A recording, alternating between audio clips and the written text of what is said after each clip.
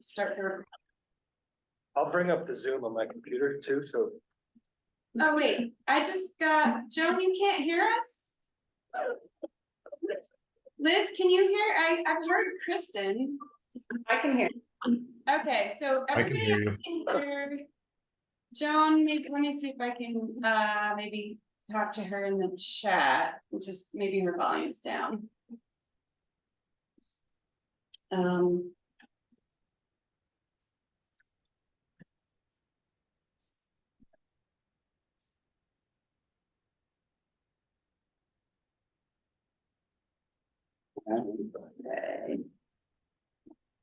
All right, so let's go ahead and call this meeting to order. I didn't hear from everyone else. I don't know, it's summertime, so might be just us today.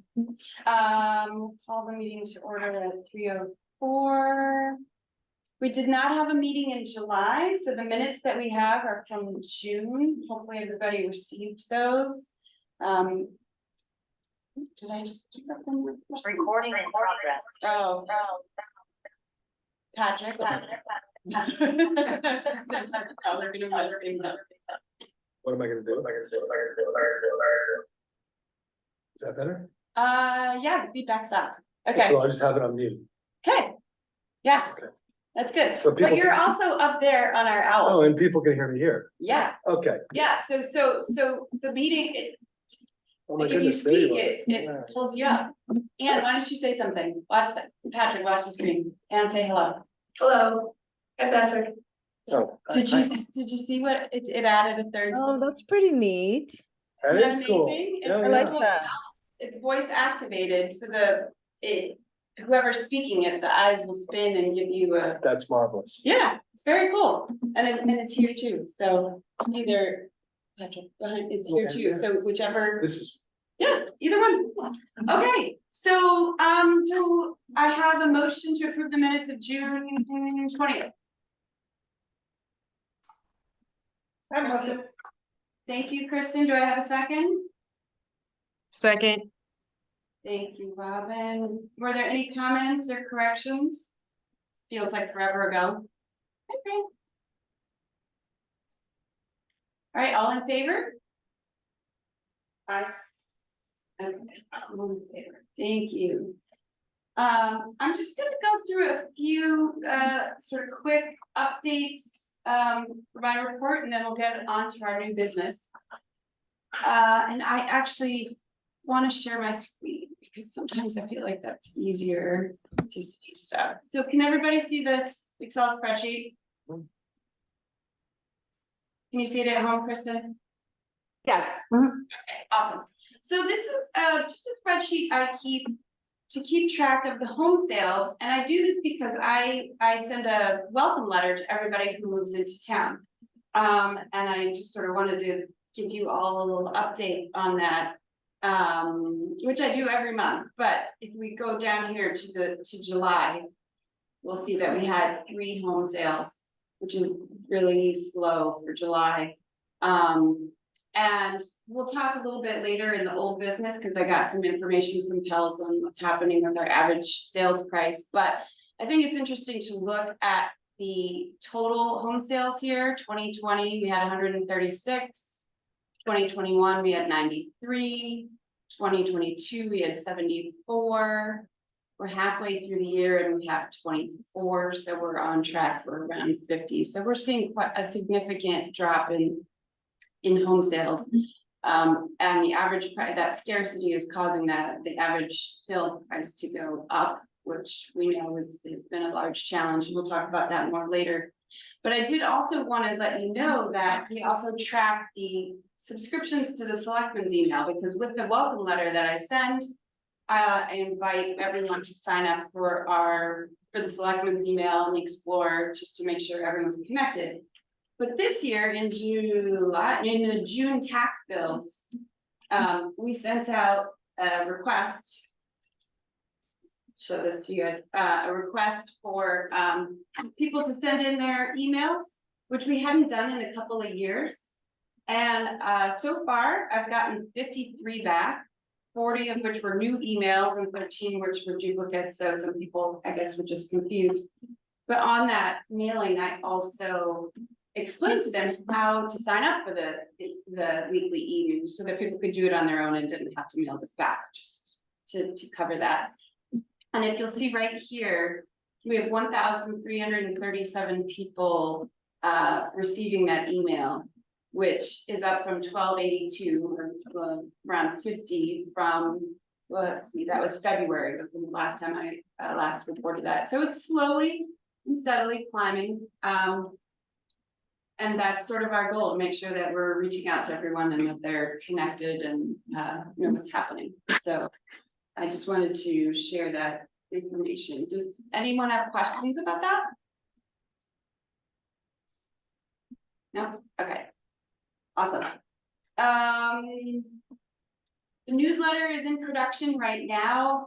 It should be in mailboxes September 1st. I think I have 19 or 20 articles, not quite as many as the last one, but the last one was the largest we've had in the 5 or 6 years we've been doing a newsletter. So still great participation, and we should be, I think, in the mailboxes on time so far. Everything's looking good.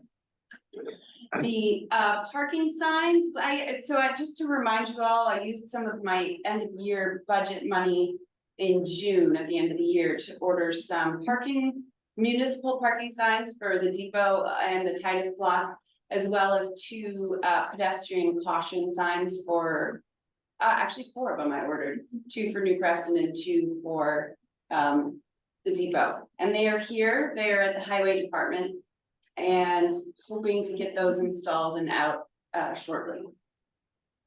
Nothing new to report on the Welcome Center. I think it's in the same position that it was before. I know people are using it on the weekend. I've gotten that feedback from the Arts Council, so that's encouraging. The WBA Business and Breakfast, remember, everyone is invited to that. It's continuing to happen. I was away for the July one. I think there's one coming up soon, and maybe Fran will be able to share that with us. The June one was fantastic. It was a marketing person who shared with everyone about the search engine optimization as well. Really a lot of social media and how to get the reviews, make sure that your listings on Yelp and Google and all that are accurate. So that was a really great workshop, and hopefully we will be able to have them come again. The Harvest Fest, which is the WBA and Parks and Rec townwide event, is scheduled for October 8th. That's a Sunday.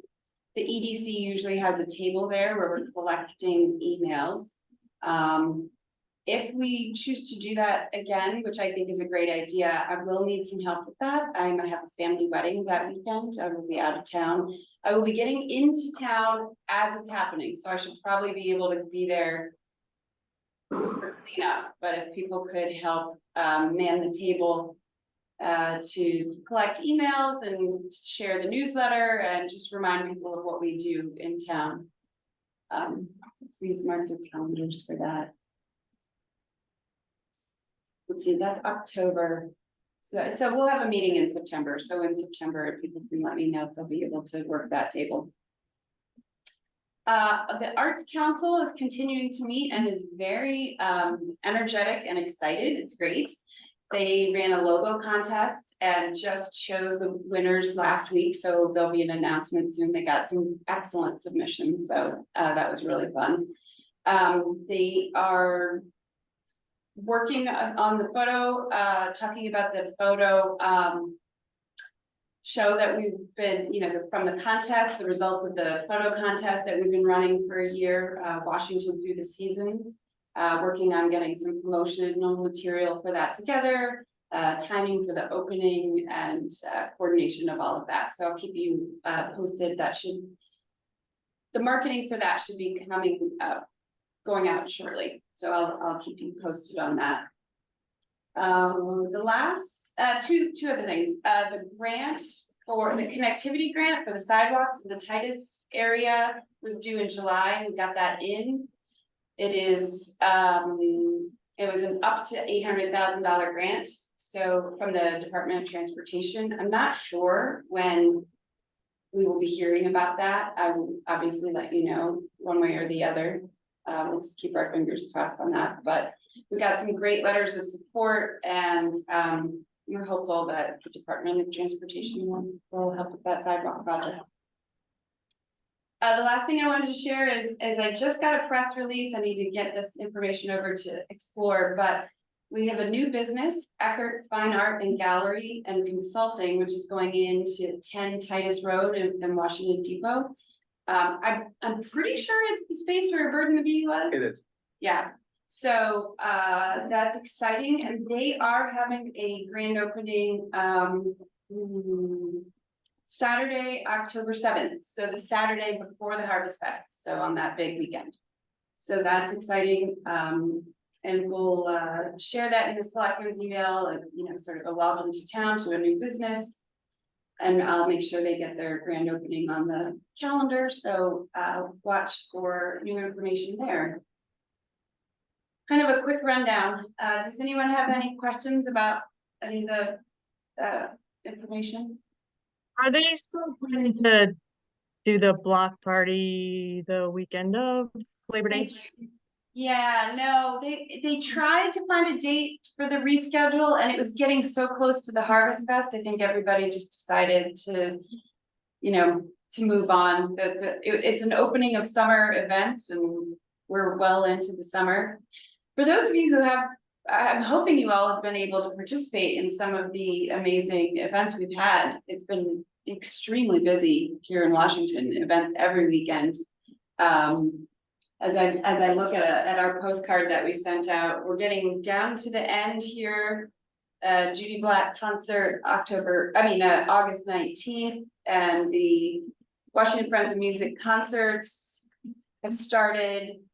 Those are sort of the end of summer concerts that are still happening, but it was busy. I think it was a very successful summer. It was a challenging summer, a lot of rain, a lot of canceled events. Yeah, for Robin. How many Music on the Greens happened out of the 7 or 8 that were scheduled? We had 4 of 7 that were successful. We had to cancel 3 and we're rescheduling 2. And for the end of September. Oh, great. And the last one we had, because I always walk around and just chat with people, and several people said that they'd found out about it either through the newsletter or the postcard or Explore. So that was exciting to hear that folks were showing up because of the outreach. Great. So it's working. Yes, that's the idea. Thank you for that feedback. It's so helpful. Just to remind you all, the Arts Council has been manning a little sandwich board out in the depot every Saturday morning, kind of like 10 to 11:30 or 10:30 to noon, sort of in that sweet spot of the farmers market. And they've been handing out our postcard as well as any arts organization postcards. So we've had art exhibits, Judy Black movie nights, just all, helping get the word out for the events that are happening every weekend. So I think it's working. There's been great attendance. The outreach we've tried through all our various channels seems to be driving traffic to our various events. So that's good. And thank you for the feedback. Are there any other questions or comments before we get to Patrick? No, I just, as a segue in, so Patrick, I'm hoping you all know Patrick, right? Been from the farmers market, from Waldingfield Farm, and we're gonna just talk a little bit about the traffic and the depot. I see an iPhone here that says Liz. I invited Liz from 5 James as well, because I wanted to also get the feedback from the businesses that are, I was hoping Lisa would pop on too. We've got Fran here as well, to just talk about the impact that the farmers market has had. But I did want to, I'm just verifying, I'm pretty sure we put the farmers market on our postcard as well, because there was some music. Through the summer, yeah. Anyway, pretty sure it's, I don't know right now. We can check that later, but it's on the Explore calendar for every every Saturday. And anybody who's coming into the depot on a Saturday will have noticed the increase in traffic. Driven, I think, in large part by the farmers market. So Patrick's gonna just share his observations about that. Okay, thank you, Michelle, and thank you for the invitation to talk about something which directly affects me, but I also think has a trickle down effect to the businesses in the depot retail outlets. I just want to preface this by saying that a decade ago, when the idea of doing a farmers market in Washington was presented, and I say this with some humble pie, I thought it would never work. I didn't think there was a space suitable, and I didn't think that there were enough people. And I stand before you this morning, or sit before you this morning, with gratitude, because the market, as Michelle has pointed out, has turned into what I consider to be an economic benefit for the town. We at Waldingfield appreciate the fact that we're not a town full of farms anymore. There are a few of us remaining, and what we have become is a summer residency for a great many people who live in cities nearby. And that has also been a really positive boon for businesses like Waldingfields and Averill and Ox Hollow and the other businesses that are down at the farmers market. And one of the things that I wanted to talk about were some projections, which are not scientific, but they're rather crude, but I also think that they're pretty accurate. Somebody asked me recently how much money they thought was flowing through the depot on a Saturday morning as a result of the farmers market. And I'm using the metric that I built is built upon the 4 anchors of the market, the 4 businesses I know which are doing a considerable amount of business, and the 12 other vendors who I think are doing just fine. Now, the number I'd like to present to you to keep into your head is, and I think this is conservative, I think there's probably between $250,000 to $350,000 of business going through that farmers market for the 24-week period that we have the market. The anchors, and again, they have not shared this information with me, but I'm pretty astute at looking at protein sellers, the meat sellers, the vegetable producers who are there, and then judging against myself. I can say this, that Waldingfield's business has tripled since 2016, and it remains it's somewhere between $40,000 and $50,000 for our little farm on that Saturday morning throughout a season. And that's not an insignificant amount of money. To me, that's a sign that there's health in the agricultural space here in town. I'm also keenly aware through social media boards that there are those who are really bummed about how crowded the town has gotten during Saturday mornings, because they can't park, they can't get to the post office, and I would challenge that to my friends in retail in town, who I don't think are complaining that there's a lot of people in town. The coffee shops, the clothing stores, the eyeglasses store, the bookstore. These are businesses which I do not think are frowning upon a crowded depot. We're also a summer economy, truly. And the revenues and the popularity of this market, which the Judy Black Park, of which transparency, I sit on the board and I'm the treasurer of the Judy Black Park in town. I don't think anticipated it being quite as popular. Happily, we are finding out that it has become a destination market. It is actually taking business away from Litchfield's market. It's taking business away from New Milford's market. And it's because there's quality vendors. And I also think it's because our town has done a beautiful job, including the park, of making it accessible to people. And it will probably get better as the sidewalk projects get going and we figure out some parking.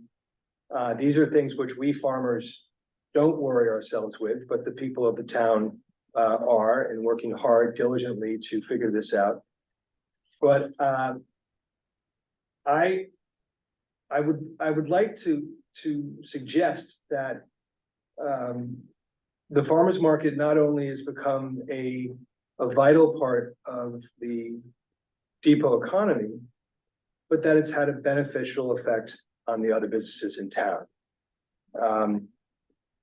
In 1990, my older brother presented the idea of a farmer's market, and a single business put the kibosh on it because the idea was that it took business away.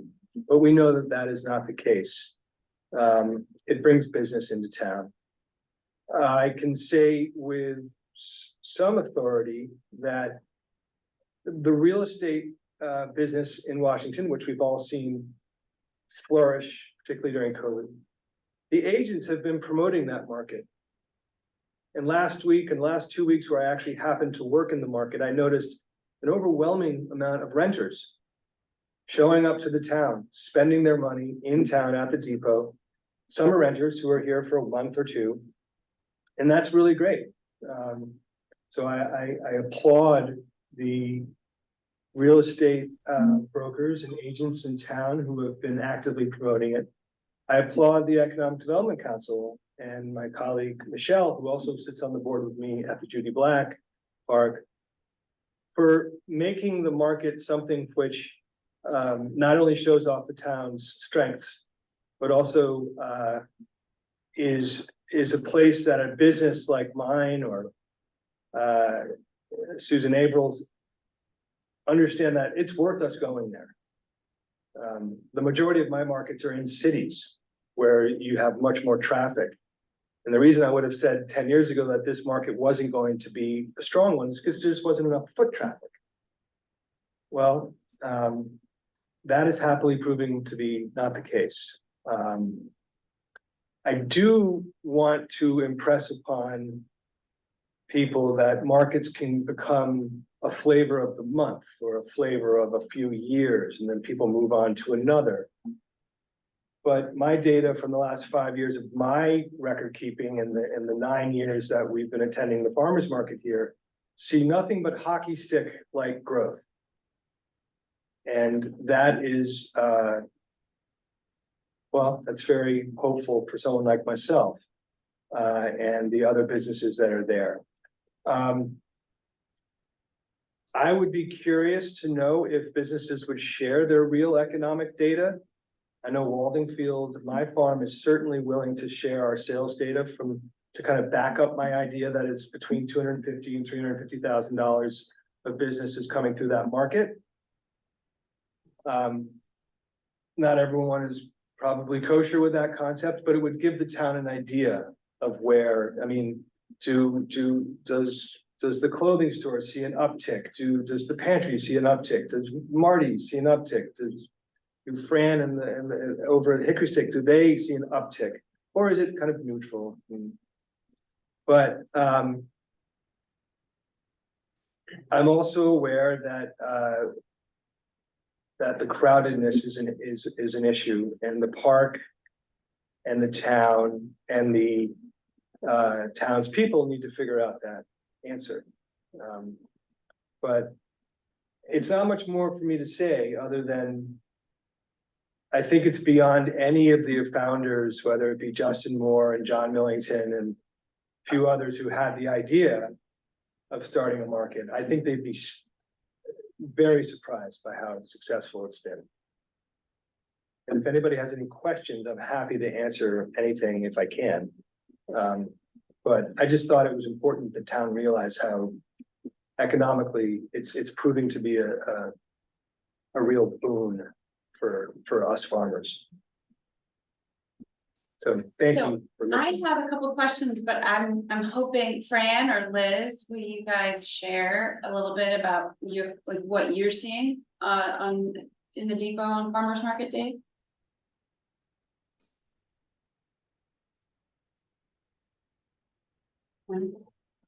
You're still muted, Fran. I saw you talking. Yeah, There you go. no, I wasn't talking. I was saying who's first, but I Oh, guess I, sorry. I mean, Saturday mornings are certainly busy. I mean, you know, right from the get-go, and the farmer's market opens at 9:30 now. I have not kept track of specifics. Saturday mornings are fun. I mean, the people coming in are happy. They've been to the farmer's market. They're walking around. They're enjoying themselves. Our parking lot does not, I mean, the parking does seem to be somewhat dispersed at this point. It's not everyone parking in our parking lot and then going to the farmer's market, or so it appears. Again, I don't have any particular data on it, but there are spaces for people who are just coming for the purpose of going to the bookstore. But I agree. I think basically the farmer's market is a boon, and I've actually had a couple of people tell me that they no longer go to the Litchfield market, they come to Washington. Great. I know Liz usually jumps, she's in her store by herself. So if you're there, Liz, and can talk with us, awesome. If not, that's okay. Means somebody's probably in the shop. Oh. You're still muted. I saw it like go off and then go back on. Well, jump in anytime you can, Liz. That's totally fine. I'm just curious, what were the 4 anchors you said? It was you and Ox Hollow? So I think Ox Hollow and Waldingfield, I think Kimberly Farm, Oh, yeah, Kimberly. and then Witt's the bakery. It was in between. Oh, is it Farmers and Cooks? Farmers and Cooks. Farmers and Cooks, okay. And how I devised the concept of an anchor is just, I've worked thousands of farmers markets. I have a pretty good eye for where the longest lines are. I'm also pretty good at pricing on product, whether it be meat, proteins, or vegetables or fruit. I mean, you can sell a lot of salsa at a market, but you're not gonna sell $4,000 worth of salsa at a 3-hour farmers market in Washington Depot. But you can do that in pork and beef and chicken and pies and tomatoes. You can do that. I'm also curious as to whether the post Labor Day, 10-week period that we still have left from in the market, if businesses see a trail off. I believe, and I also want to mention this without being dismissive. The market really can't only be about weekenders and people who are renting and living, some townsfolk are, of which I consider myself one, feel the desire to support our local businesses in town, even if it goes against some economic, the benefit of going to Home Depot over the Washington Supply. Yeah, maybe, but if you're doing a full house, but I know plenty of people are willing to put their money into local businesses. I can't say the same when it comes to all businesses, and I'll use mine as an example. Our barn stand is way off the beaten track, so this market is key now for us, and it's great. It centralizes everything. And I'd like to figure out a way to get, maybe through Chapaw's AgStem, maybe through Washington Primary, to get more people who live in town on a full-time basis engaged with the market. And that's not a fix overnight. This is the thing over time. And I think partially that gets fixed when the parking and the walkability gets fixed. And I remain like Switzerland on all things about the depot and parking. I really stay neutral. I understand it's a total chafe for some people to even go near the depot on a Saturday. But I would say there are 18 businesses in the Julia Black Park on a Saturday that would love to see you at the market. And we, meaning the farmers, understand that the summer economy means that maybe the beginning and the end of the market season are not as strong. But I think it can continue to be. I think there's no reason why the farmers market at the Judy Black can't be strong all the way through Thanksgiving. Really strong. A little bit of promotion from the town. I know Explore Washington promotes it quite heavily. I was gonna also mention, so it is. It's on the it is postcard, on the yeah, it's on the postcard. and I had, I think at least two realtors' offices pick these up. One, the long-term rentals, Yeah, he picked up a stack of 50 to leave at all of his Yeah. houses, so that it was there for them when they came, so that they would know what was happening in town. it's a slippery slope for some of us to overtly praise some of the incredible growth of the town economically, because it's coming at a cost for affordable housing, it's coming at a cost for, you know, a civil servant can't afford to live necessarily in Washington anymore, or, you know, a school teacher, or. But I want my food to be accessible to them. So I think that that's the challenge that the town has, an inclusive, not an exclusive market. Well, and it's interesting, we've spoken about this here at the EDC, and then Fran and Lisa and I were gonna try to gather some of that data you were talking about, because the businesses know that, you know, we need the business of everybody. Weekend, full-time resident, whomever, and you're right, it's a summer market, winter is slow here, Oh, it's a challenge. True. And so without the business of the part-time or seasonal residents, our businesses wouldn't survive, and they wouldn't be here for those of us who Right. are here all the time. Right. We're a Right. landlocked version of Martha's Vineyard. Yes. Or, Yes. you know, and which is great, because it crushes during the summer. A little overwhelmingly sometimes. Yeah. But, you know, brick and mortar has a monthly nut that it has to make. And I'm hopeful that the market has been positive, maybe padded some numbers which weren't there in 10 years ago. And anecdotally, I think that's what we're Yeah, that's what we're hearing, and experiencing, yeah. we've gotten, Blaine came and spoke with us maybe last year, he had some good numbers, we were really looking at sort of the pre and post COVID and trying to figure out. Yeah. Because 2022 was still better than 2019, but it was dropping. Yeah, You so know, maybe for him, I do know that from 2019 to the present, my business has almost gone up 3 times. So, you know, Fabulous.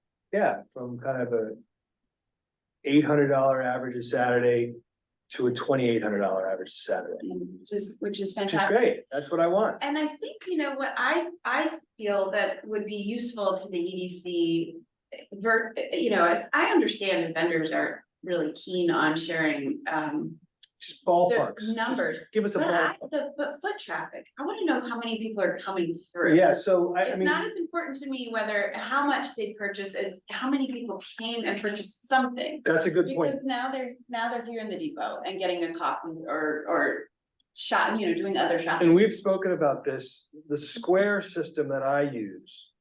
I can get data. I know how many swipes. And if I'm doing, say, 50-50 credit cards versus cash, and I'm doing 100 swipes a Saturday now. I can comfortably say, well, I'm easily doing 150 customers. Comfortably say that. Right. So, I can also, by credit card, get zip codes. And find out if you just remove Roxbury, Washington, Warren, New Preston, you take out the local zip codes, and you can see like, wow, we got people coming from Southbury. We've got people coming from Litchfield, we've got people coming from Kent.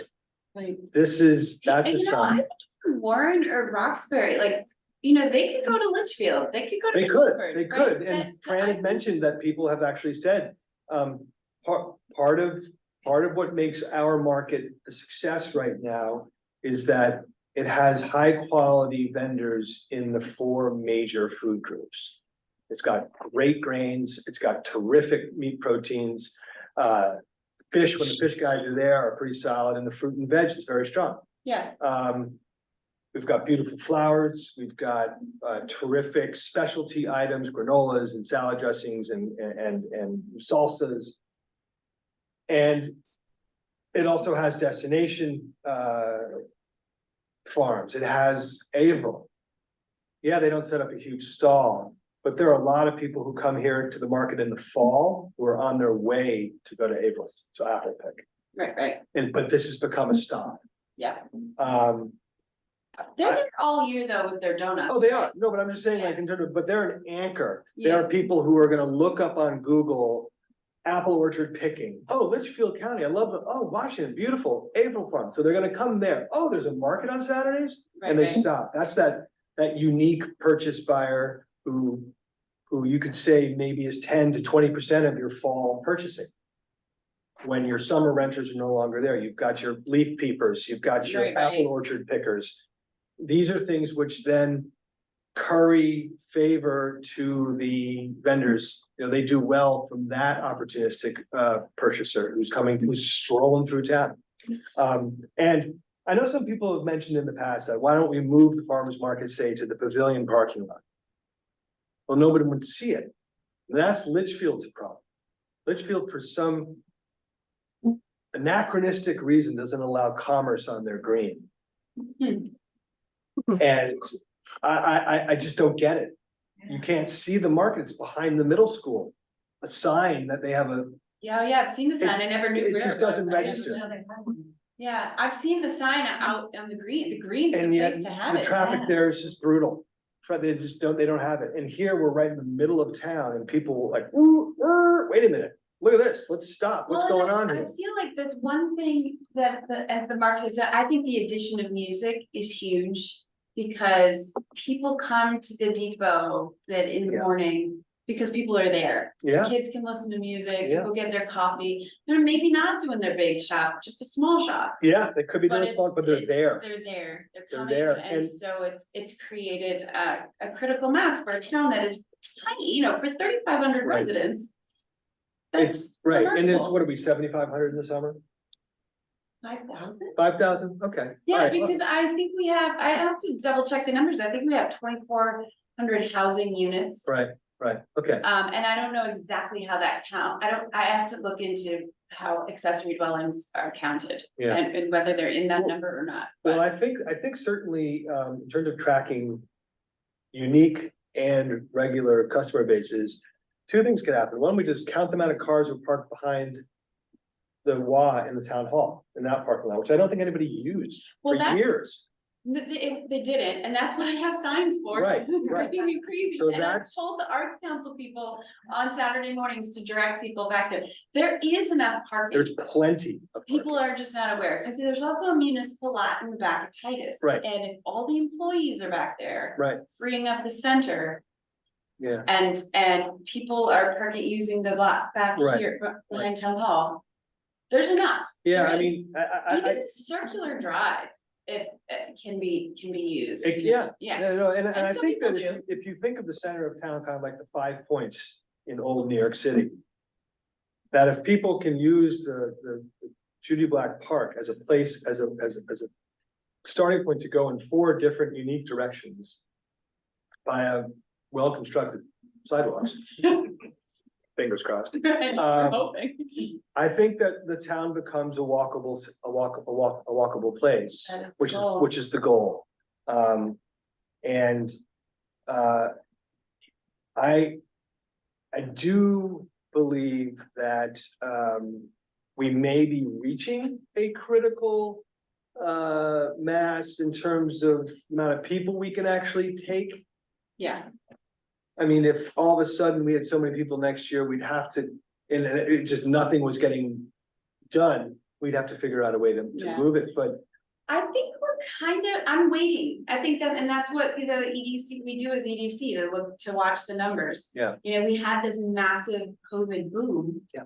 But we have limited housing stock and limited space. Yeah. I don't think it can continue to Right. grow much beyond where we are, but maybe. but I it think can. the I don't know. economics will continue to grow. Yeah. And well, I mean, I hope. selfishly, Or hold. I don't mind people who don't itemize their purchases. Right? Mhm. They think nothing about spending X on something that they perceive as quality. Right, And whether they're full-time residents or not, their money's green. And that's good for the town. And Fran has a question. yeah, Fran? Well, it's not a question. It's really though, one of the things that you were talking about. And a very important function for WEDC is the whole, I mean, farmers market, yes, but whatever is the emphasis on the reasons that you buy local. And what buying local, no matter what it is, does for a community.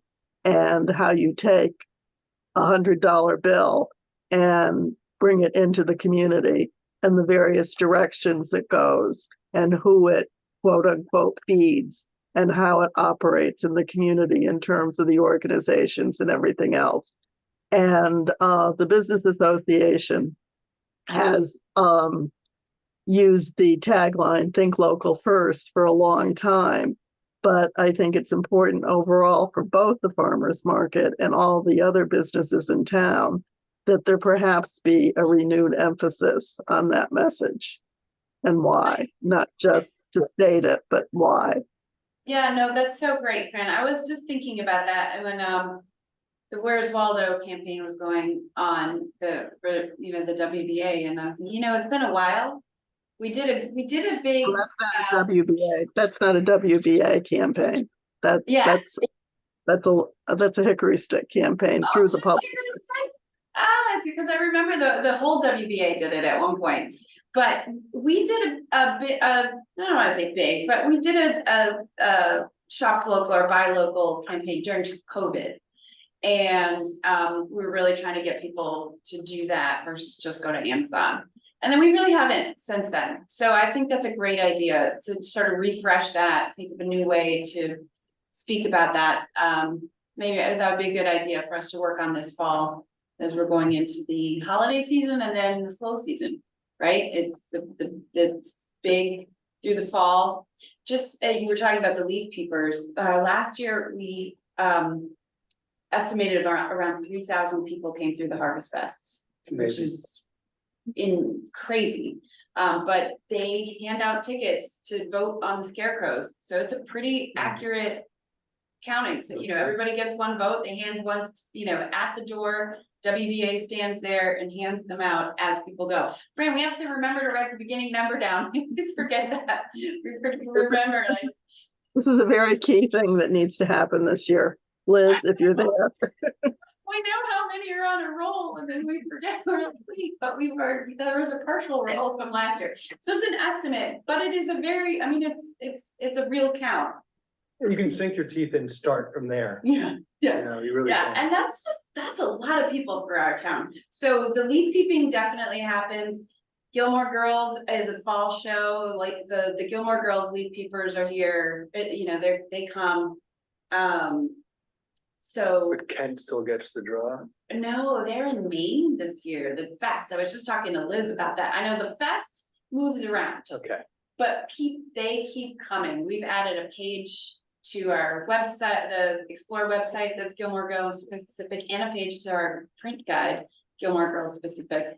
And I can tell you, every week I talk to somebody who's here. Right. Gilmore Girls, then they're coming from all over, they're coming from the Midwest, I mean, they're coming from everywhere.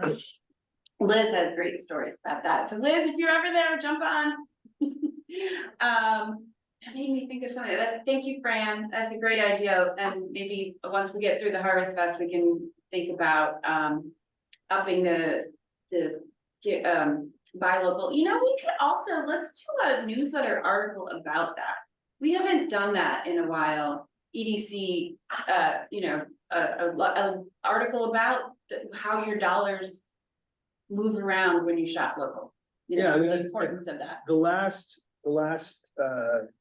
statistic that I saw regarding that, for every dollar, 62 cents stays in the local economy.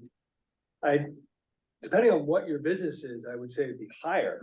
If it's for me, it's direct. I have very little outside revenue streams to buy into. It's Right. all coming directly, but the old adage, think globally, act locally, be political, buy local, whatever it is, it doesn't have, and it Right. also it's tremendously bipartisan.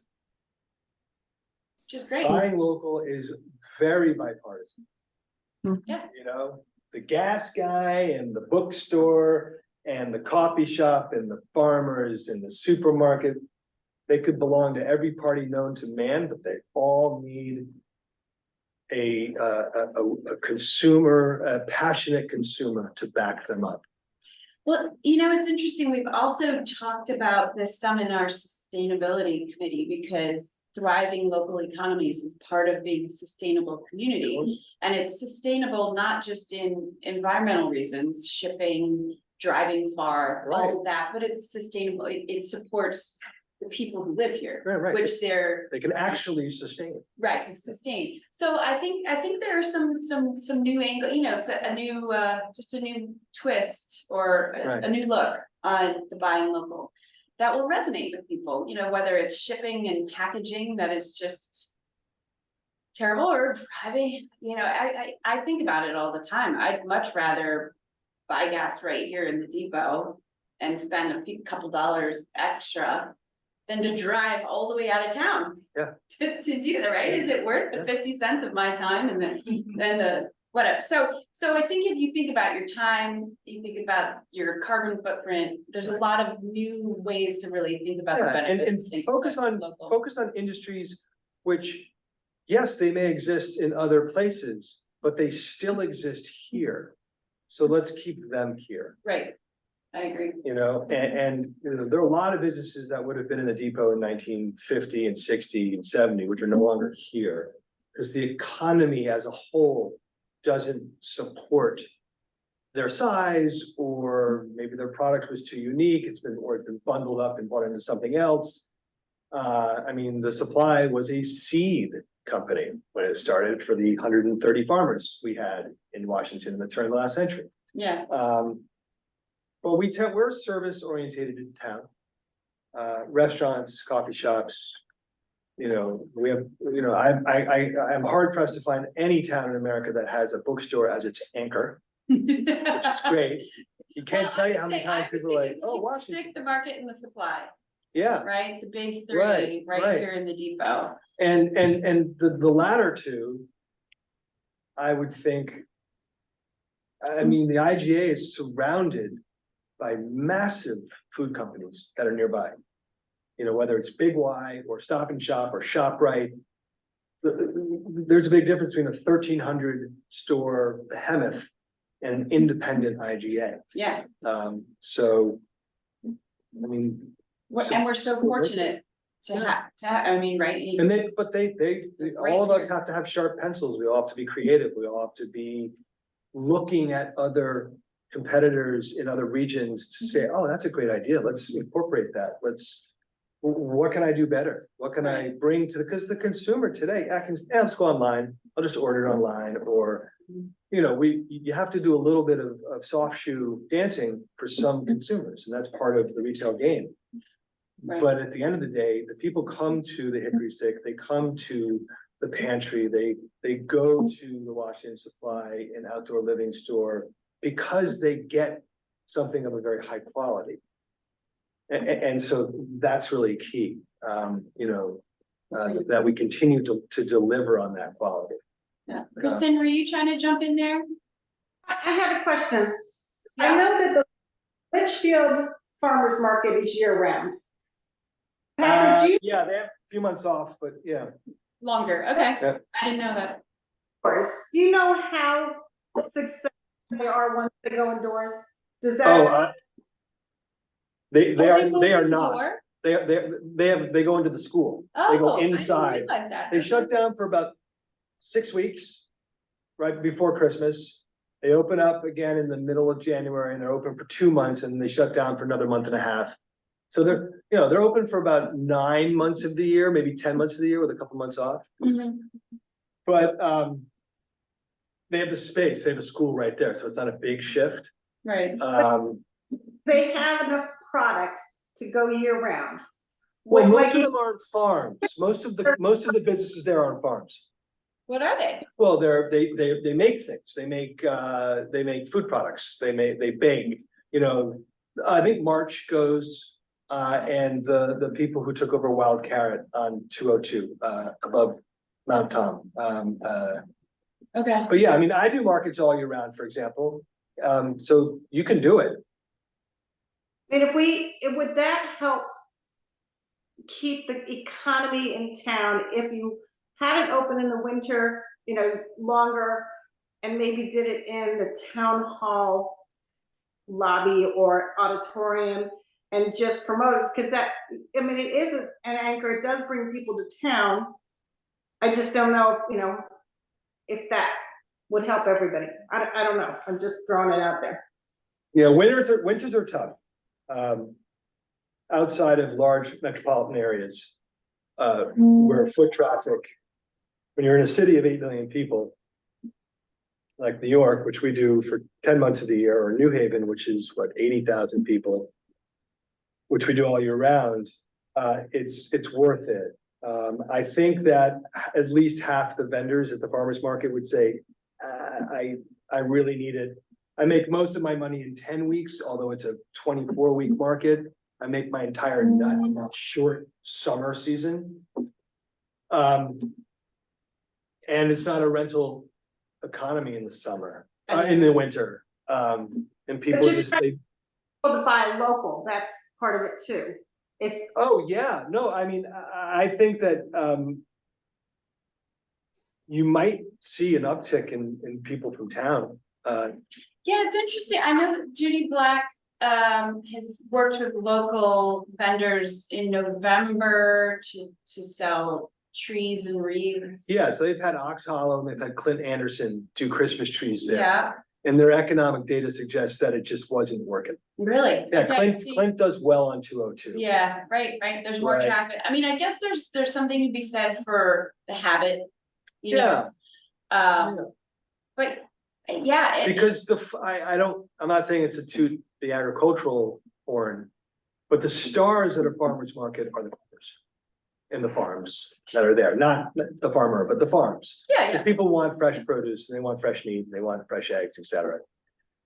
The salsa maker and the flower shop, great, but that's residual effects. Yeah, they're not, right? people aren't gonna stop for That's that. not the draw. That's not their problem. The Kimberleys are a great example of, their business is open all year round now, but they've got main road traffic, new ice cream shop, a great store.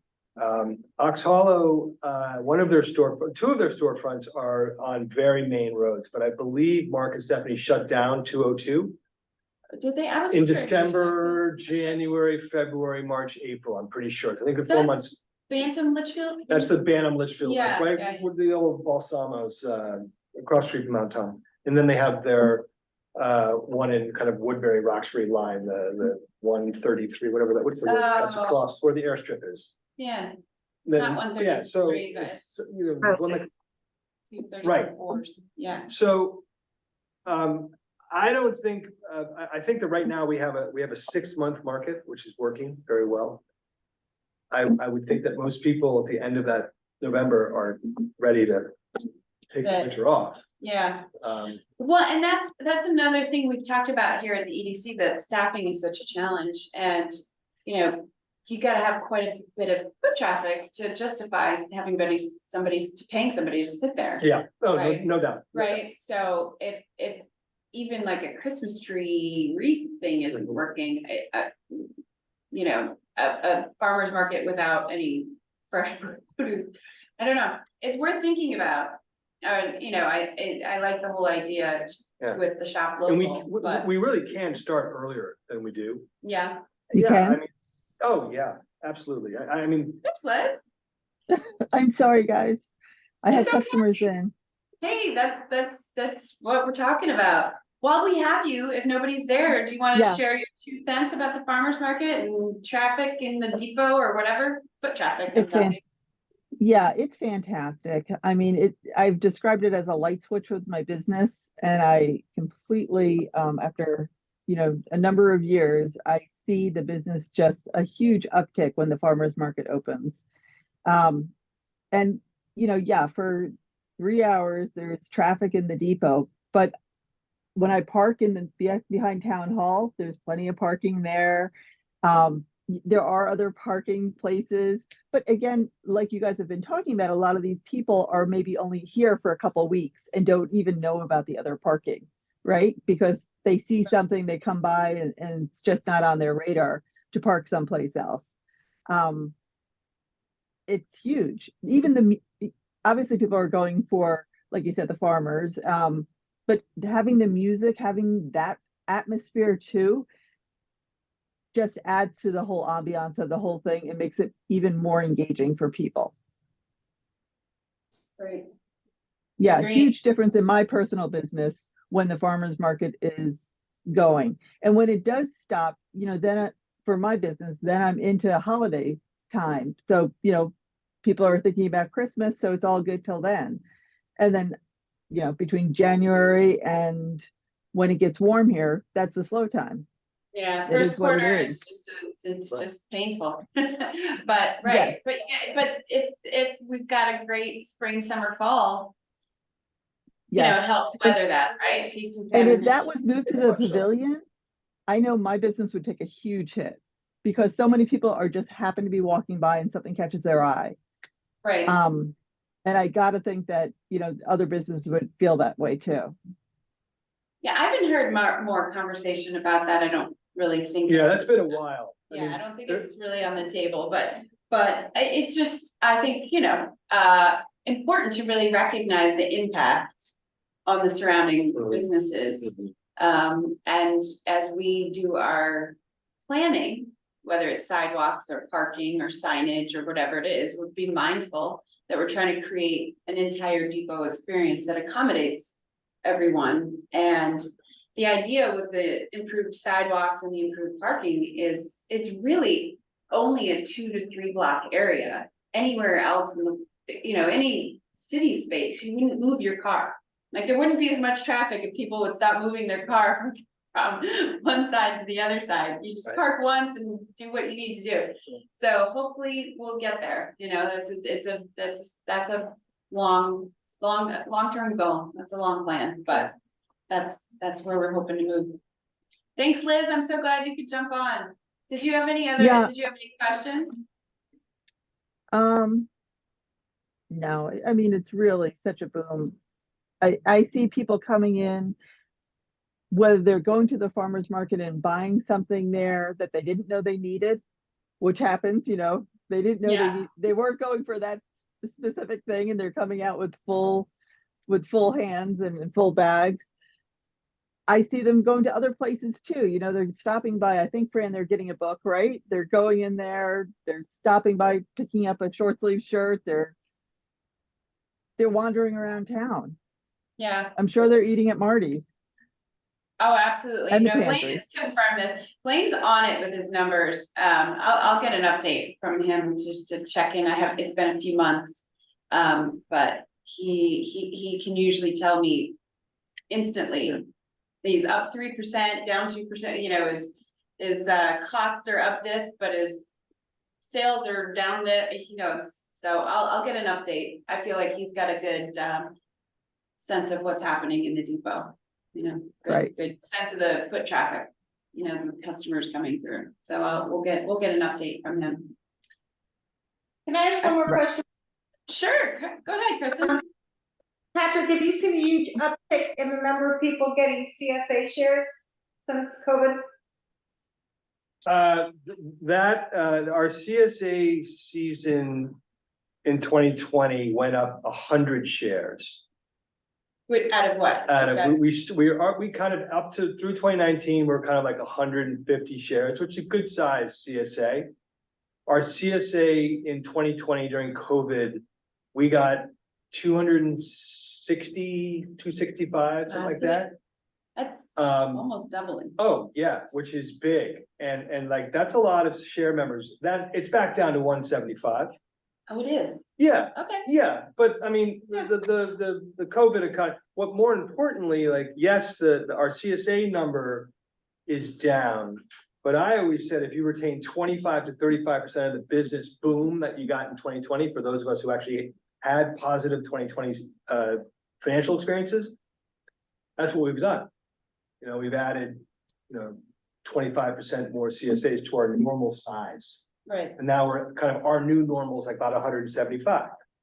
Which is And I awesome. don't want another pandemic to get it up to more, but more importantly, what we saw too was people found the farm and now they're going to the market. Good. Yeah. So it's like, it's been a win. Regardless, yes, we had fewer clients who committed to a 20-week season with us. But I see them spending down in the depot, so to me, it's the same thing, They're they're here. supporting my local business, they're supporting my friends' local businesses. And plus like logistics, doesn't always work for everybody, that you gotta be able to get to there at a certain time. Every week. Right, yeah. some people wanna shop à la carte, but we did see a decline post-COVID. But nothing which we didn't anticipate. What we didn't anticipate was from April 15 to June 15 in 2020, adding 100 more shares to. I mean, I felt like Scrooge McDuck. All of a sudden I had all this money. And I'm a farmer. I don't usually have a lot of money. But it was in our barn store is a good example. Our little farm stand just exploded during COVID. And now it's back to its normal, off the beaten track. People who like us, they tend to spike up during tomato season. Oh my gosh. But on the whole, it's the economics of the market which are more important to me here. Right. Because I really do see it. I see it here. The hockey stick's still going up. It's transferred to a different revenue stream, Right. Which is great. I do think though, your CSA shares number sort of reflects what some of the other business, we had this massive boom while everybody was here. And we're seeing that level off, hasn't dropped down to 2019 numbers yet. I don't think it will. And we're hoping to kind of hold, at a new normal. Yeah. Hold it at a new level. That does not, it's not the same though, and Lisa and Fran have shared with that, Yeah. with the labor shortage, the costs of supplies, inflation, all that. Yeah. It's doing business is harder than it was in 2019, but there are still more customers. At the Yeah, moment. and I think I'll close on this because I've probably spoken way too much, but. The biggest obstacle towards the retail world, I think, down in Washington and living in Washington is. How do you convince people that it's not expensive? It's how you appropriate your disposable income that needs to be reassessed, right? Food is not expensive. I don't care what anybody says, it's not compared to what the rest of the Western world pays as a percentage of their income on food, right? We're notoriously cheap in this country on food and on gas.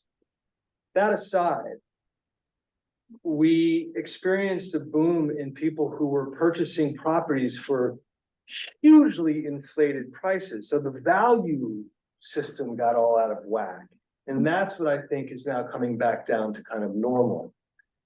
I think, Well, let's just hold that I'm- thought, because that's my next Okay, topic, so I so got some I'll numbers to share with close on you. that. Good segue. but I do think, appropriation of disposable income is something which all of the local retail outlets have seen. I think people do want to support that local shop. Because before you know it, there just won't be any. What is CSA, what percentage would you say of your CSA is weekenders versus full-timers? Oh, that's an interesting part. It's, Could it get timers to realize the benefits of this being a CSA member? it's 80-20 weekenders to local. Really? Yeah, yeah. I mean, again, Proud to be I part of don't, the 20. well, people who live up here have their own gardens, for one. Yeah, They're true. here, that's, I'll give them that. Yeah. I mean, that's a very generous gift on my part, but they give them that. But they also come to the farm stands and they drive around. I mean, I don't know what the thing is, but I just know from who Waldingfield's customer base is. They are skewing towards a demographic which is newer to the community than not, or are firmly in weekend status, in summer resident status. And that's just the card that I've been dealt. I'm not gonna complain about it. No. I'd love to have 150 families in the town of Washington, but we, full-time residents on the program, but, I don't begrudge them. It's whatever, My job is to go find the business and, but I also think things like the Judea Garden, Denise's work over there, really good at bringing in the kind of local mindset to agriculture. I think Steep Rock does it on an environmental level. I think there's a lot of ways to break apart the muffin and everyone can get a little bit of it. And if my business happens to benefit from people who don't live here full time, that's just the way it rolls, That's interesting. Yeah. We'll talk about that as we talk Segue. about some, and some articles for the newsletter, whether it's about agriculture and just the local economy and kind of that whole thing. I'm guessing for the newer to the area population or seasonal weekender, the novelty of supporting your local, like they're all in. They're like, I'm here in my country They're all in. house and I want to They're all be part of this thing. Yeah. That is the country. Yeah. And being a member of the farm, and that's great. You've tapped into it, and kudos. I mean, And there are a few of you on this call right now who are members, who are members. yes. and you all are local, so, It's good stuff. All right, Thank you. thank you so much Thank you. for all of that. I think it's a great conversation and it helps us keep tabs on sort of the health of what's happening here in town. And it gives us some good food for thought about what our goals as the EDC, things to work on.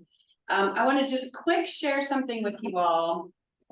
Let me share my screen. It's not meant to necessarily be a huge discussion, but if you all remember, I think it was back in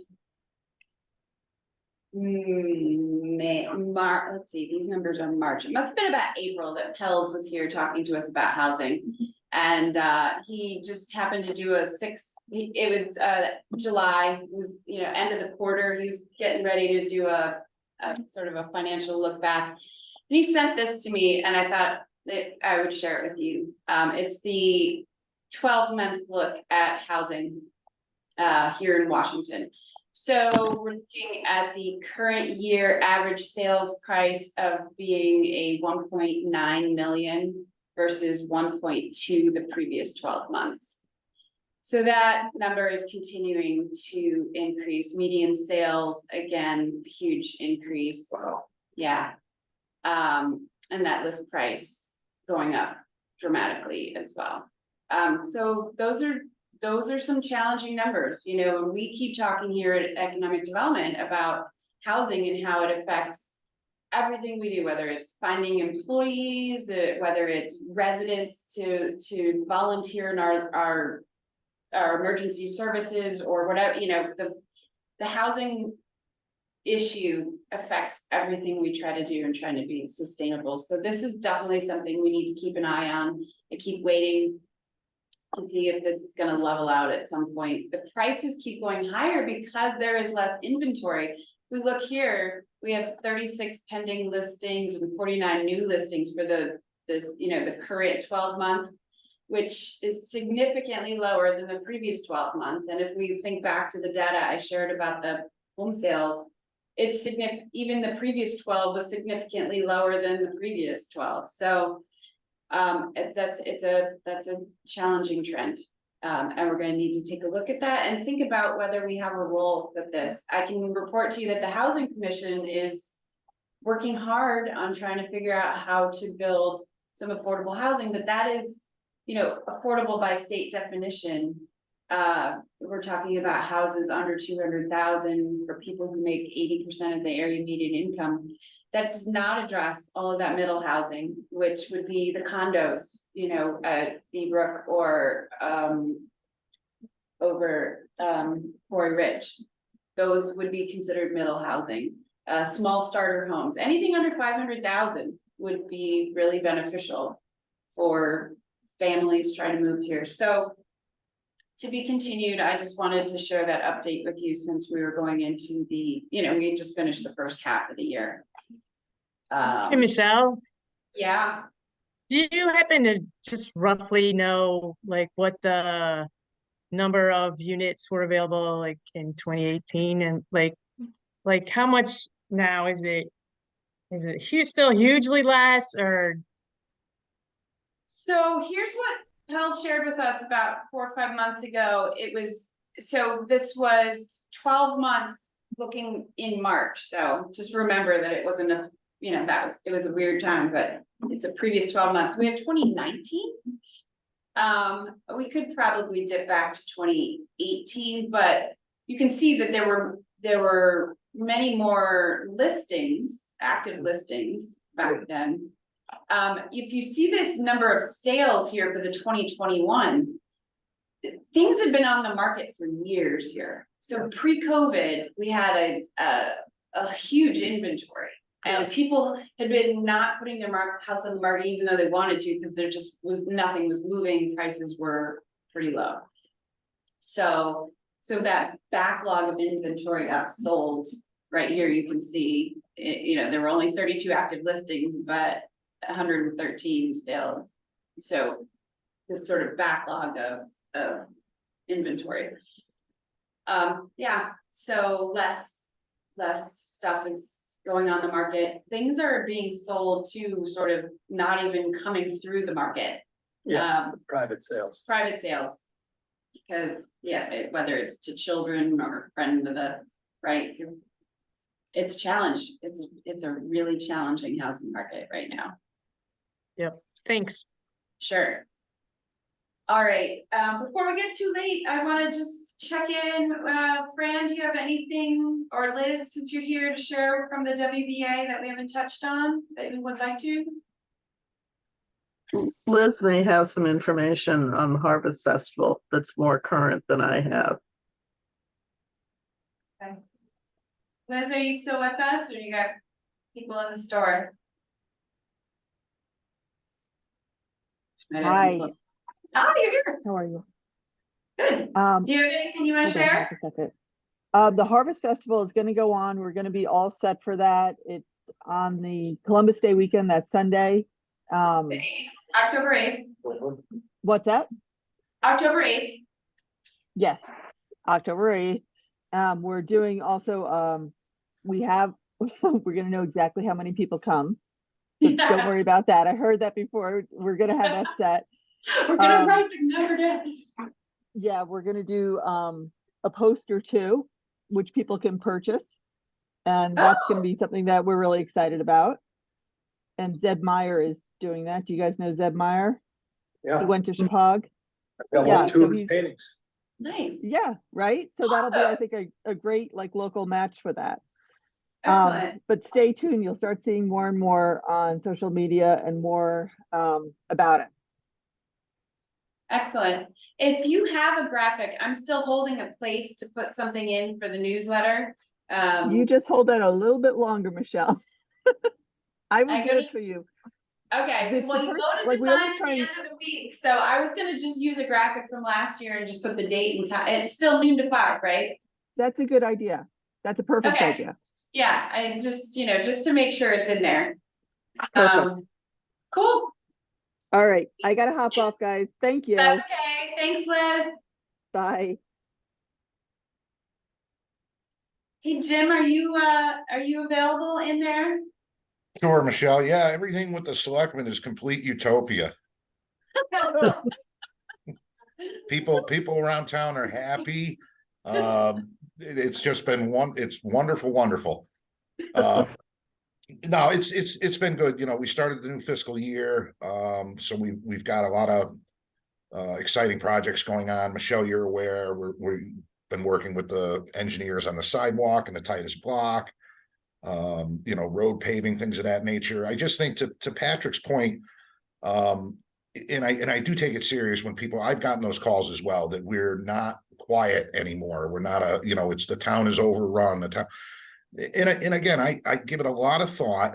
And I also go back 40 years, and I think I can remember hearing this back in the early 80s. Very similar schools of thought. I don't come into the depot on the weekend, and all those out of towners. And I think, and I try to get people to just take a step back and just think about it for quite literally a few hours of inconvenience. The benefits to our local businesses is just so far outweighs that inconvenience. And keep in mind that, again, come wintertime, the slow season is also a very quiet time. It's worth it to me to have those activities, to have the farmers market.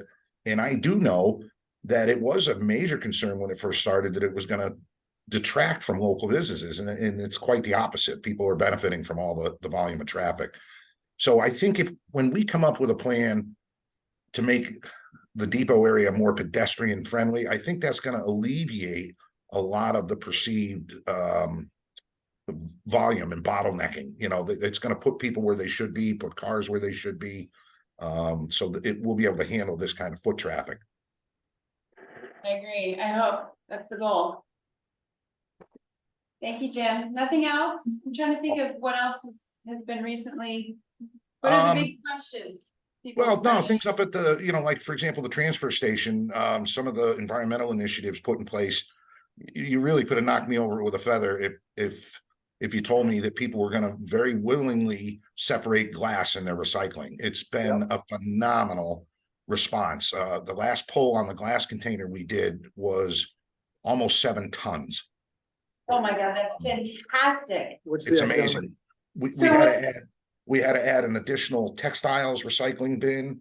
We doubled the number of food scrap bins, and all of this, if you think about it, not only the benefit to the environment, but the fact that this tonnage comes out of municipal solid waste. So MSW tonnage, it's just a win-win across the board.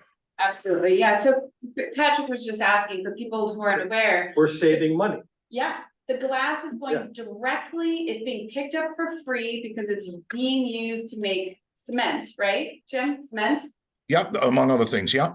Among other things. So Oak Ridge is doing that. they come and pick it up for free, so now we're not paying to haul it off or recycle it or get going in the trash, so we save money. Mhm. And it goes directly back into being reused, so it's the purest recycling stream. Yeah, it's fantastic. I think we were talking at sustainability, Jim, that the compost, the food scrap collection, are we up to 5 bins now too? Is that right? Correct, yep.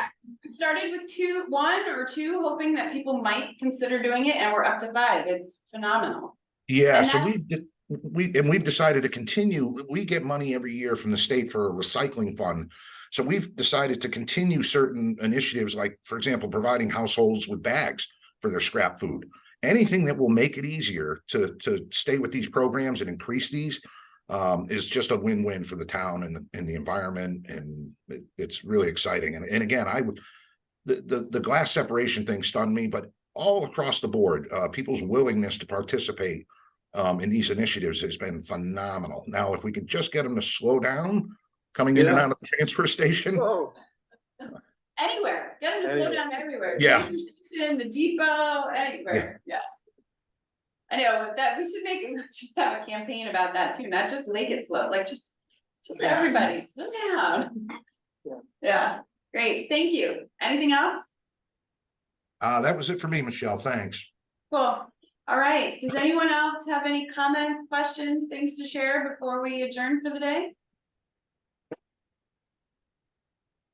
No? All right. Well, hearing none, then we will adjourn at 4:22. Thank you all for joining us. And I will get the minutes and stuff out to those who weren't able to be here, and we'll see you next month, if not before. Thank you, everyone. Patrick, thank you Thank for you, everybody. taking the time. Oh, thank you. Thanks for listening.